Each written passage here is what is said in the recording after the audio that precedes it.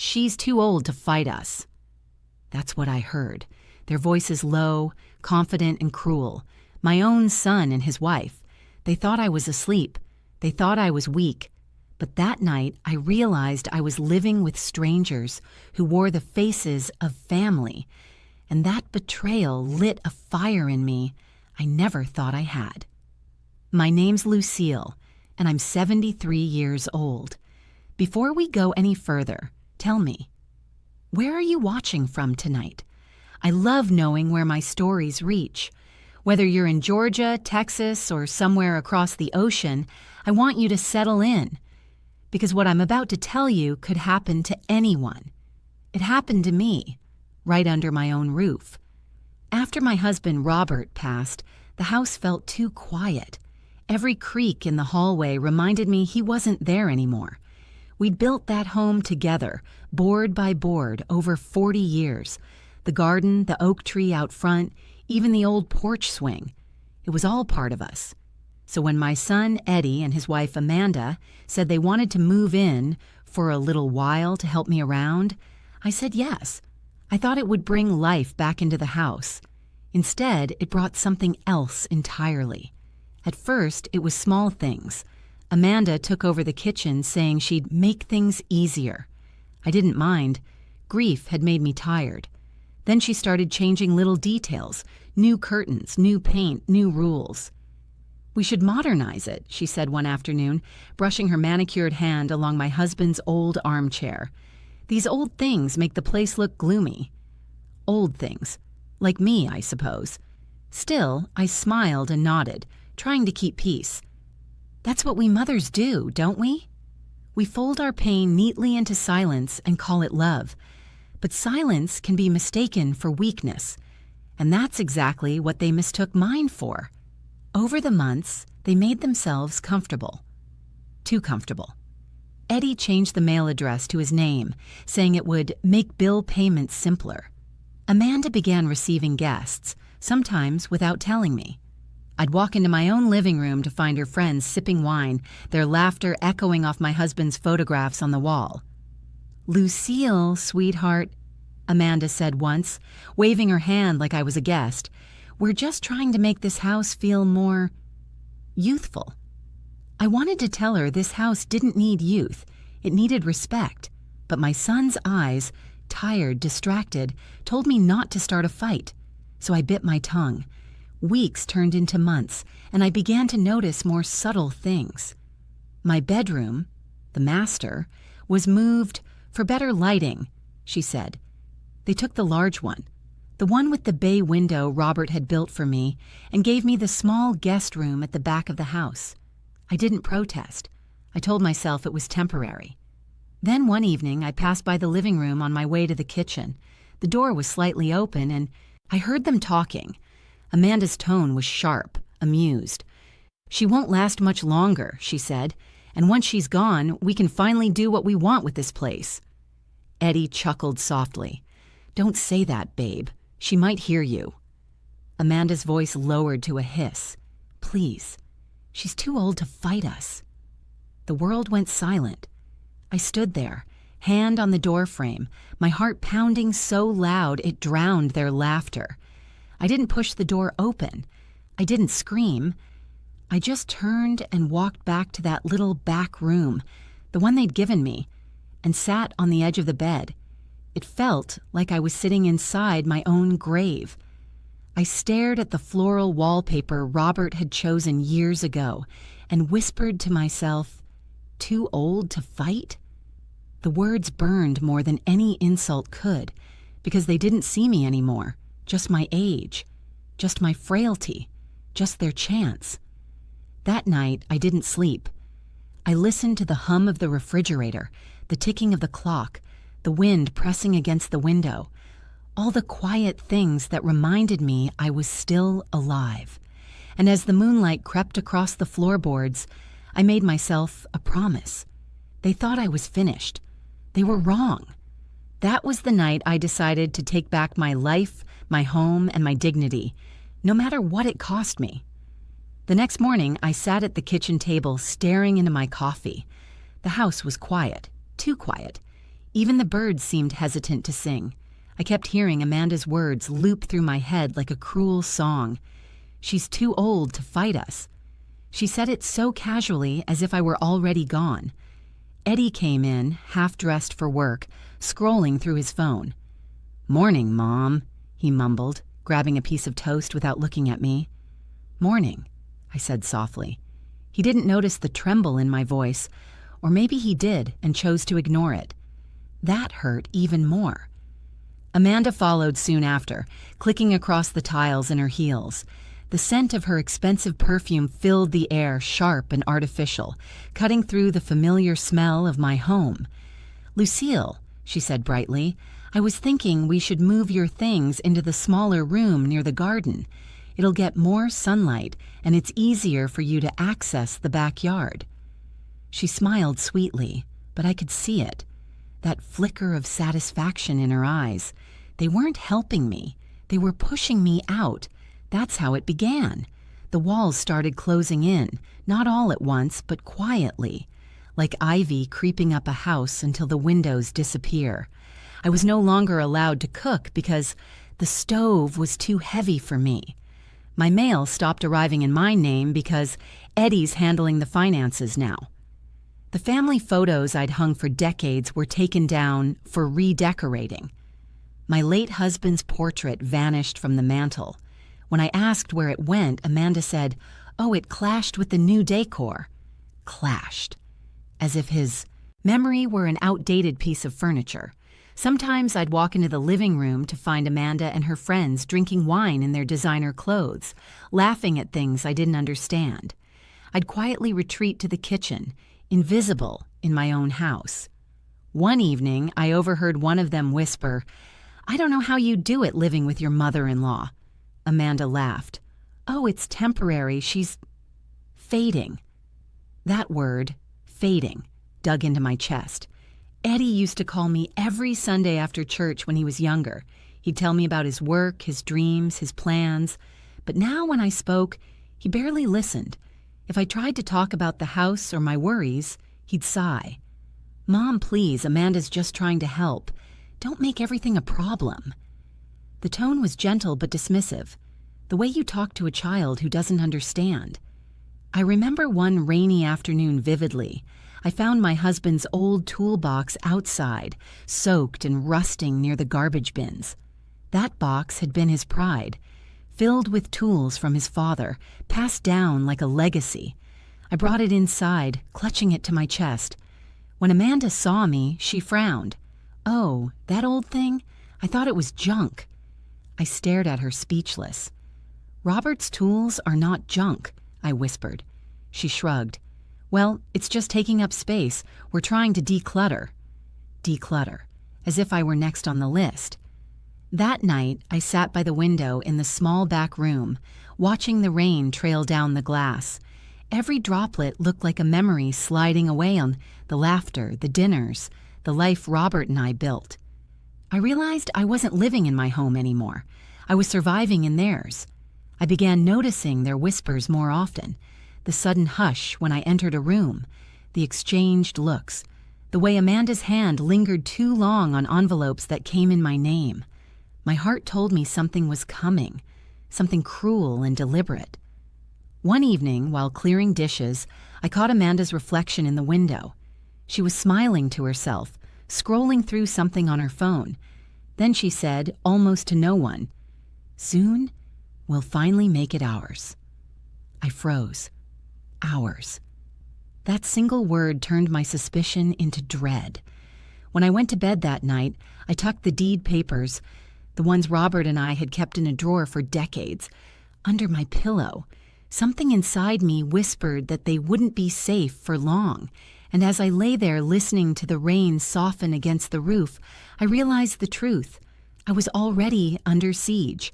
The home I built with love was being stolen one quiet act at a time, and soon they'd make their move.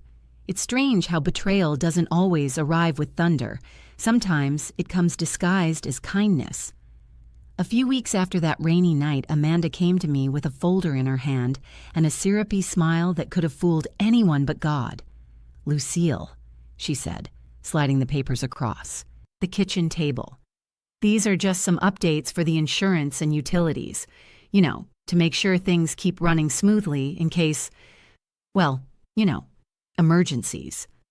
Her voice softened at that last word, emergencies, like she was doing me a favor. Eddie stood behind her, leaning against the counter with that same distracted look. He wouldn't meet my eyes. I remember thinking, why can't he look at me? I hesitated. What kind of updates? Amanda sighed sweetly, as if I were a child. Oh, nothing major. Just formalities. The house, the bills, all that boring stuff. We'll take care of it for you. My heart tightened. I looked down at the papers. So many pages with legal words swimming across them like a foreign language. I didn't understand most of it. But Eddie nodded, saying softly, "It's fine, Mom. Just sign it so we can manage things for you." And I did. Because that's what mothers do. We trust our children even when something deep inside tells us not to. I signed my name on the dotted line that night, not realizing I was giving away more than permission. I was signing away my home, the last piece of Robert I had left. A month later, I went to renew my driver's license. The clerk at the counter asked for proof of address. I handed her a copy of my utility bill. She glanced at it, frowned, and said, "Ma'am, this isn't in your name. It's listed under Edward and Amanda Brooks." I laughed nervously. "Oh, that must be a mistake." She shook her head. "You might want to check that with your family." I went home trembling. Every step through the front door felt heavier. I wanted to confront Eddie right then, but he was at work. Amanda was lounging on the couch, scrolling her phone, a glass of white wine on the table. "Amanda," I said carefully, "why is my name missing from the bills?" She didn't even look up. "Oh, that. We just put them under Eddie's name. It's easier for taxes." "Then why is my address under his, too?" She looked up then, her expression cold. "Because this house is his now." For a second, I thought I'd misheard her. My ears rang so loud the world seemed to tilt. "What did you say?" Amanda set down her phone and crossed her legs. "You signed the transfer papers last month, remember? Everything's official. The house belongs to Eddie now." The room spun. I could barely breathe. "Transfer papers?" "Yes," she said, smiling faintly. "You agreed to let us handle things for you. Don't worry, you can stay here as long as you like. We'll take care of everything." Take care of everything. Her words sounded like a coffin lid closing. I stumbled into my room and locked the door, my hands shaking as I pulled out the file drawer Robert had built beneath the dresser. The deed, the one we'd kept safe for 40 years, was gone. I sat on the floor, clutching my chest, the realization hitting. Like ice water. I had signed away my home. Tears came, but not the kind that fall quickly. They came slow, heavy, old. I thought about Robert, about how proud he'd been when we paid off the final mortgage, how he'd kissed me under that oak tree and said, "We built this, Lucy. It's ours, forever, forever." And yet with one signature, I'd let them erase that word. The next morning, my friend Martha came by. She was an old church friend, the kind who could see pain even when you tried to hide it. She noticed my swollen eyes and sat down quietly beside me. "What happened, Lucy?" I told her everything. Every cruel word, every paper, every whisper. When I finished, she took my trembling hand. "My cousin's a lawyer," she said softly. "He deals with elder cases, people who've been taken advantage of. Maybe you should talk to him." I shook my head. "I can't do that, Martha. He's my son." She held my hand tighter. "Maybe he already stopped being one, honey." That night, I didn't sleep again. I sat in the dark, clutching my husband's old wedding ring that I wore on a chain. And for the first time since he died, I prayed not for peace, but for strength. Because love had built this home. But now it would take courage to save it. For a few days after that night, I moved like a ghost through my own home.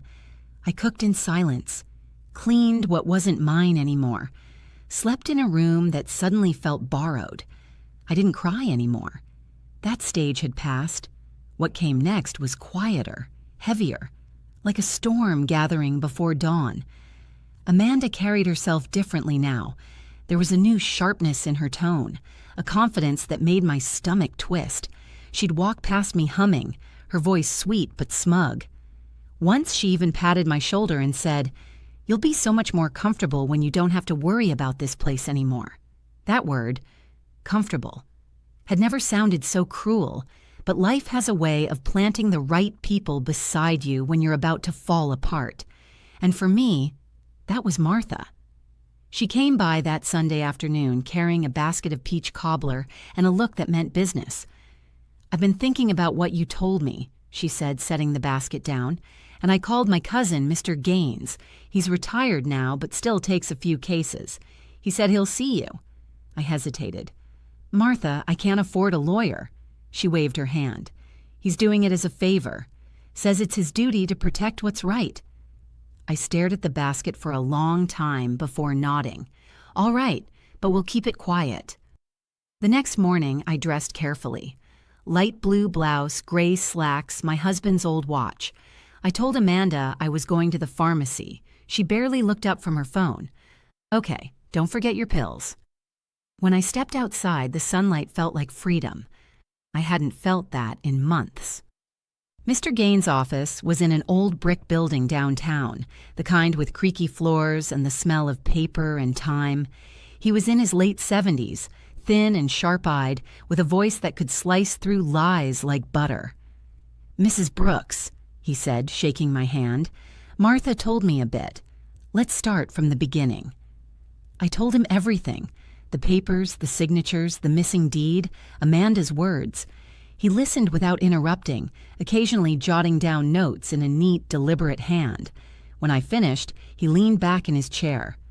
"What they did," he said slowly, "is called elder financial exploitation. It's illegal, and you have grounds to challenge it.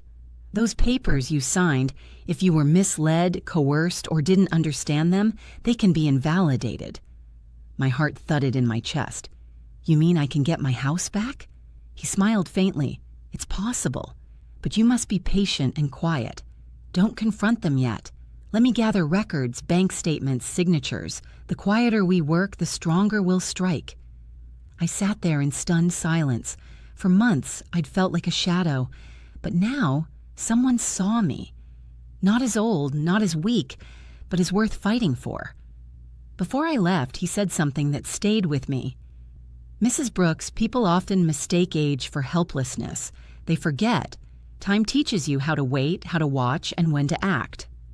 Back home, Amanda was in the garden on the phone, laughing about something.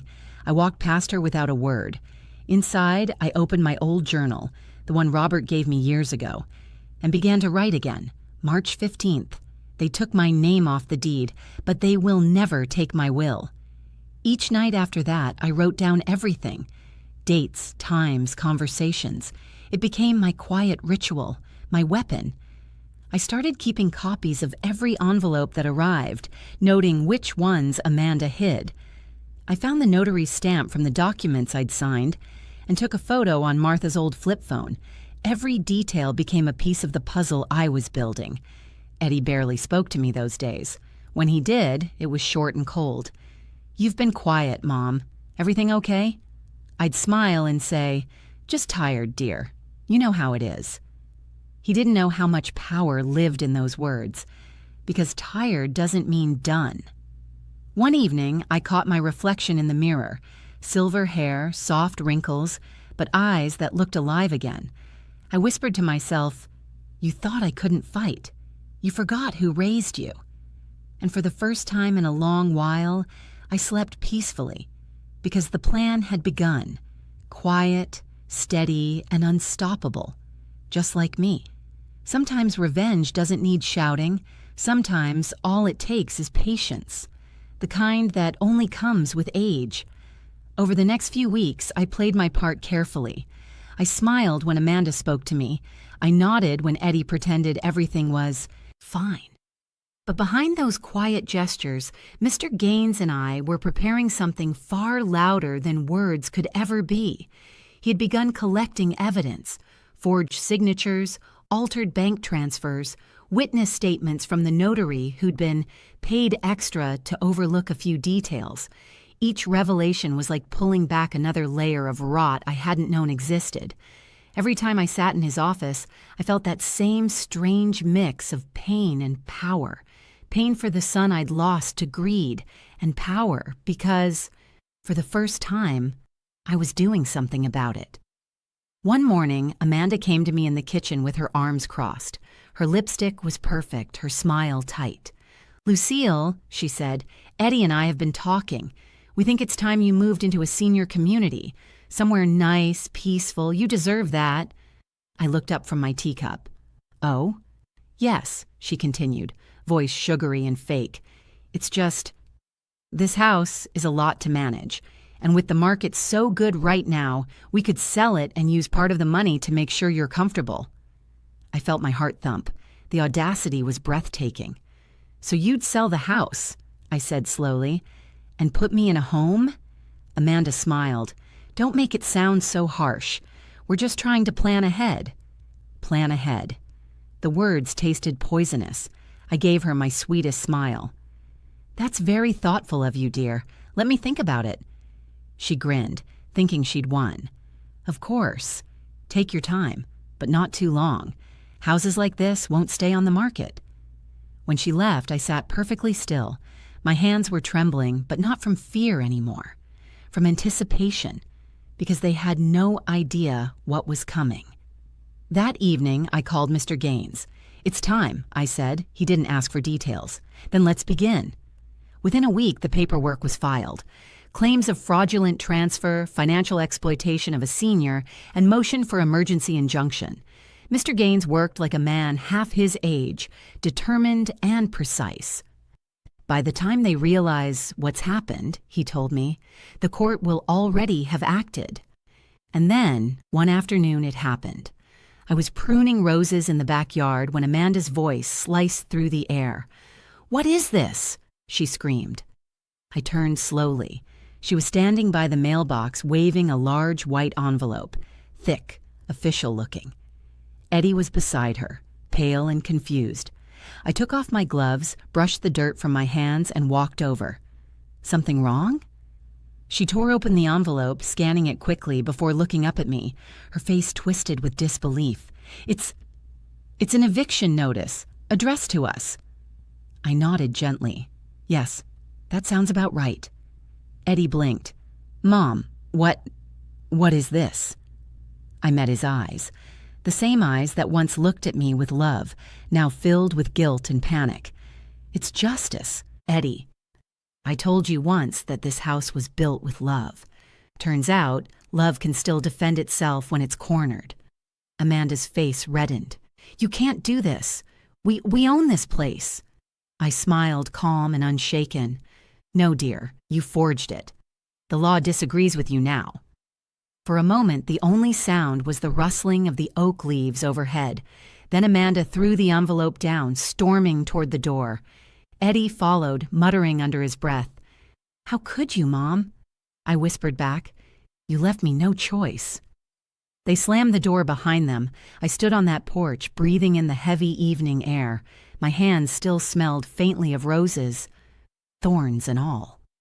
That night, I sat at my kitchen table again. Same spot where this nightmare began. But this time, I wasn't trembling. The legal process had only just begun. There would be hearings, documents, signatures. But the balance of power had shifted. The walls that once closed in on me were finally pushing them out. Mr. Gaines called later to confirm. "The court's ruling favors you. They'll have 30 days to vacate." I thanked him, voice trembling. I never thought I'd win. He chuckled softly. "You didn't win, Mrs. Brooks. You reclaimed what was already yours." When I hung up, I stared at the family photos Amanda had taken down but never destroyed. I'd found them hidden in a box in the attic. I set them back on the mantel one by one, wiping away the dust. And as the clock ticked past midnight, I whispered to Robert's picture, "They thought I was too old to fight, darling. Turns out, I just needed the right fight." The days that followed felt both long and fleeting, like standing in a storm where everything you love is being shaken loose, yet you know it's exactly what needed to happen. Eddie and Amanda stopped speaking to me after that evening. For a while, the house was filled with a strange, tense silence. No laughter, no chatter, just footsteps, doors closing, drawers slamming. I moved quietly through the spaces that used to feel like mine, listening to their angry whispers from the hallway. "She set us up," Amanda hissed one night. "She's my mother," Eddie muttered. "Then she's a vindictive one," she snapped. I didn't respond. I didn't have to. Every morning, the court order sat on the fridge, a reminder that truth was finally on my side. They began packing slowly, like people refusing to believe the inevitable. Eddie would come home late, his eyes red-rimmed, avoiding me entirely. Sometimes I'd hear him muttering on the phone, probably to lawyers, maybe to friends, maybe just to the ghosts of guilt. And Amanda? She strutted around pretending not to care, blasting music in the afternoons, throwing her perfume through the air like armor. But every time she passed me, she flinched, just slightly, when she caught the calm in my eyes. The morning, they finally left. I stood on the porch as a moving truck pulled up. Eddie walked past me carrying boxes, his shoulders slumped. Amanda barked orders at the movers, snapping her fingers, her perfect manicure trembling no matter how hard she tried to hide it. When Eddie came out for the last time, he stopped in front of me. He couldn't look me in the eyes. "You didn't have to do this," he said quietly. I took a deep breath. "Didn't I? You took my home, Eddie. You made me a stranger in the life I built." He winced, still staring at the ground. "I thought we were helping." "No," I said softly. "You thought I was helpless." He finally looked up, and I saw it there. The shame. The boy I raised flickered behind the man who betrayed me. "I'm sorry, Mom," he whispered. I nodded slowly. "I know you are. But sorry doesn't rebuild trust. That takes time. And honesty." Amanda appeared behind him, arms crossed. "You've ruined everything," she spat. "You'll die alone in this house, you know that?" I smiled faintly. "Then I'll die at peace, dear. Something money can't buy." Her face twisted, but she didn't answer. She stormed to the car, slamming the door. Eddie hesitated for a moment longer, then followed her. As the moving truck rolled away, the dust lifted in the sunlight, dancing like tiny ghosts of what once was. I stood there watching until they disappeared down the road, the oak tree's branches swaying gently above me, and just like that, the house was quiet again. But this time, it was a peaceful quiet. That afternoon, Mr. Gaines came by to drop off the final documents. Title restored, property secured. He placed the folder gently on the kitchen table. "It's officially yours again, Mrs. Brooks, completely and legally." I smiled through tears I hadn't realized were falling. "You've given me back more than a house, Mr. Gaines." He adjusted his glasses, smiling kindly. "You did that yourself. You just needed someone to remind you that you still could." After he left, I walked through every room, touching the walls, the furniture, the windows, reclaiming each piece of my life. I found my husband's portrait in that same attic box and placed it back above the fireplace where it belonged. The air felt lighter. The house breathed again. I spent that evening sitting on the porch, watching the sunset spill gold over the yard. For the first time in months, I made tea, real tea, in my favorite porcelain cup. I could almost hear Robert's voice in the wind. "You did good, Lucy. You came home." A tear slipped down my cheek, but it wasn't from sadness. It was from relief. Because justice isn't loud. It's quiet, steady, and deeply human. That night, I wrote one last line in my journal. They thought they owned my house, but all they ever owned was their greed.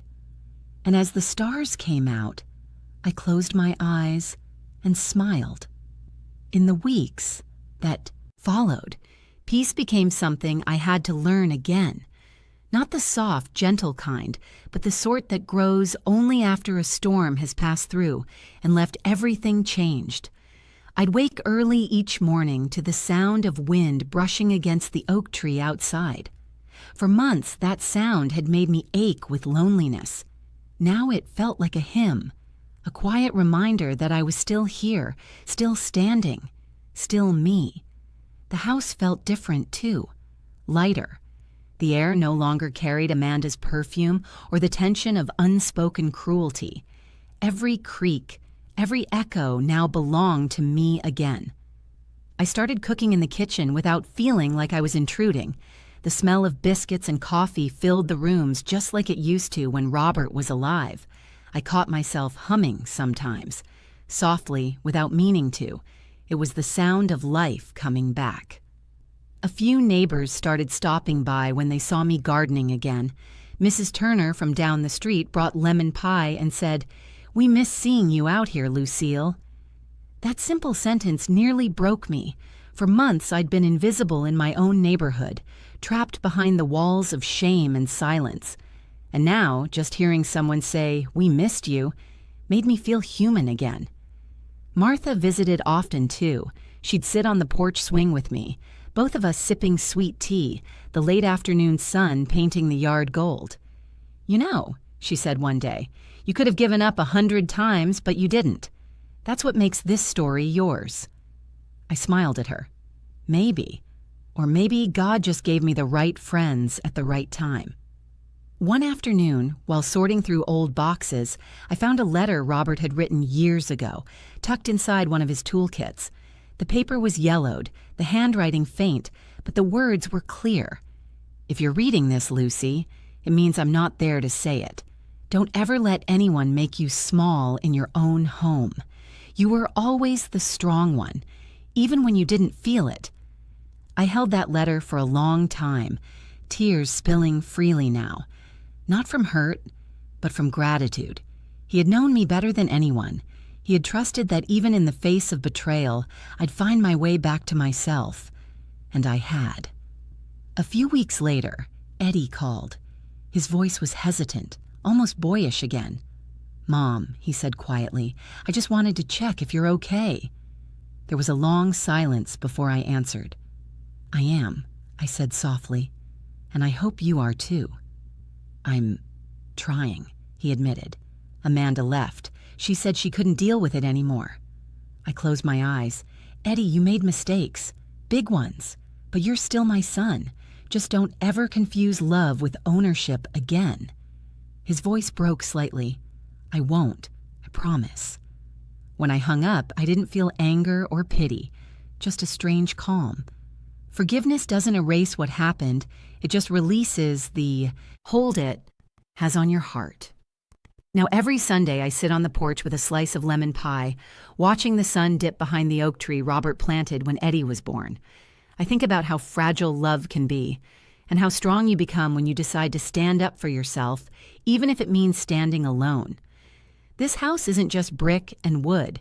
It's memory, history, and proof that sometimes the quietest voices can echo the loudest when they finally speak. So if you're listening to this right now, wherever you are, tell me, where are you watching from? Because I want you to remember something. If someone ever makes you feel small, too old, too tired, too powerless to fight, remember me. Remember Lucille. Because wisdom doesn't fade with age. It sharpens. And when the time comes to defend what's yours, you won't need to shout. You'll just need to stand. They said I was too old to fight. I whisper to the empty porch, the wind carrying my words away like prayers. Turns out I just needed the right reason. And as the evening light wraps around me, I feel it again. That same quiet fire still burning within. The one betrayal tried to kill, but never could.